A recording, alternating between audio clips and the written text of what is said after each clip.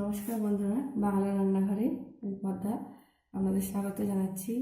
আজ আমি আপনাদেরকে দেখাবো চিলি পনির কীভাবে বানানো হয়। এটাকে আপনারা ড্রাই চিলি পনিরও বলতে পারেন। এটা আপনারা বিয়েবাড়িতে যে কোনো অনুষ্ঠানে বা রেস্টুরেন্টে খেয়ে থাকেন, তো আজ আমি আপনাদেরকে বাড়িতে বানিয়ে দেখাচ্ছি। দেখুন, এটা খেতে খুবই টেস্টি হবে। তো দেখুন কী কী ইনগ্রিডিয়েন্টস লাগছে সেগুলো একবার আমি দেখে নিচ্ছি। লাগছে 200 গ্রাম পনির, এভাবে টুকরো করে কেটে নিয়েছি। আর লাগছে 6 table spoon cornflour, 6 table spoon ময়দা, 1/3 টেবিল স্পুন ভিনিগার, 4টে কাঁচা লঙ্কার কুচি, 1/2 টেবিল স্পুন গোলমরিচের গুঁড়ো, 1/3 টেবিল স্পুন লঙ্কার গুঁড়ো, 6 থেকে 7 পিস রসুন কুচি করে নিয়েছি, একটা বড় সাইজের ক্যাপসিকাম কুচি করে নিয়েছি এভাবে, 3 টেবিল স্পুন সোয়া সস, স্বাদ মতো লবণ, চিনি 1 টেবিল স্পুন, দুটো বড় সাইজের পেঁয়াজ এভাবে কেটে নিয়েছি, 1 টেবিল স্পুন আদা রসুনের পেস্ট, আর চিলি সস 2 টেবিল স্পুন, তেল 3 tablespoon, tomato sauce 2 tablespoon, আর নিয়ে নিয়েছি পরিমাণ মতো জল। তো পনিরগুলোকে আমার ডিপ ফ্রাই করতে হবে, সেই জন্য আগে আমি পনিরগুলোকে ম্যারিনেশন করে নিচ্ছি। তো তার জন্য দেখুন, প্রথমে একটা বোল নিয়ে নিয়েছি, বোলের মধ্যে আমি পনিরগুলোকে দিয়ে দিচ্ছি।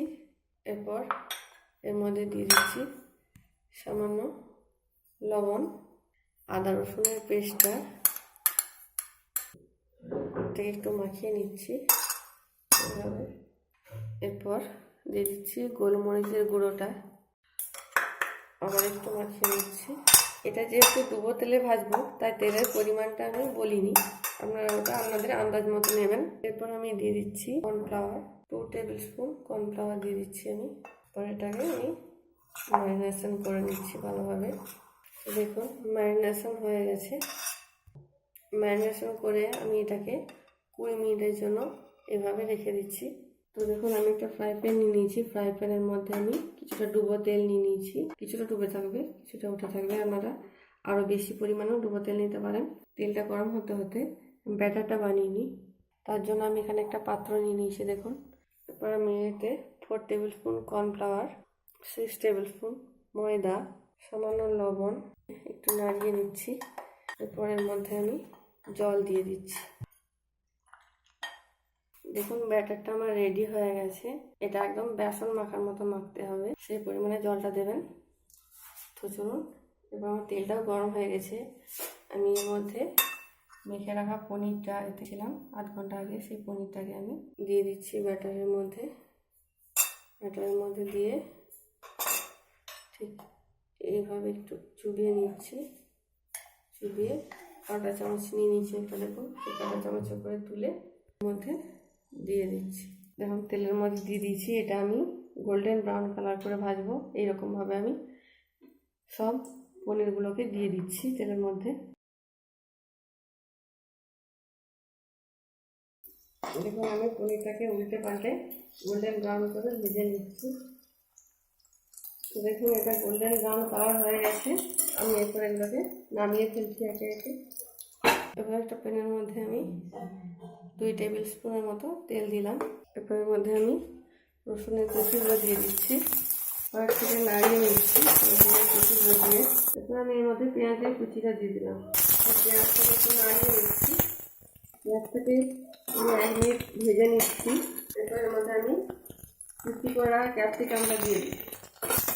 গ্যাসের ফ্লেমটা আমি হাই রেখেছি। এরপর আমি এর মধ্যে কুচি করে রাখা কাঁচা লঙ্কাটা দিয়ে দিচ্ছি।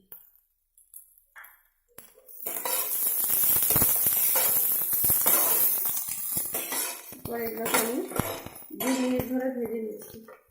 2 মিনিট ধরে আমি লো ফ্লেমে ভাজছি। তো এর মধ্যে আমি গ্রিন চিলি সস অ্যাড করছি।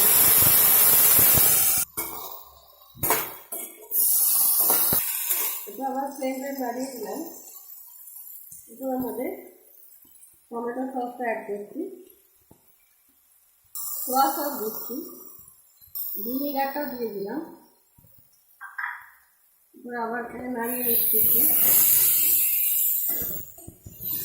চিনিটা দিয়ে দিচ্ছি,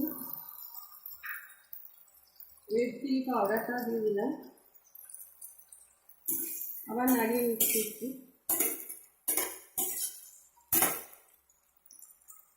এরপর দিয়ে দিচ্ছি স্বাদ মতো লবণ,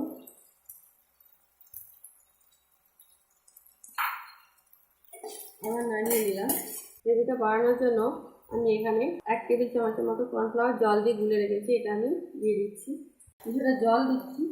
আপনারা যদি ড্রাই খেতে ভালোবাসেন তাহলে জল যোগ করার প্রয়োজন নেই। এরপর আমি পনিরটা দিয়ে দিচ্ছি।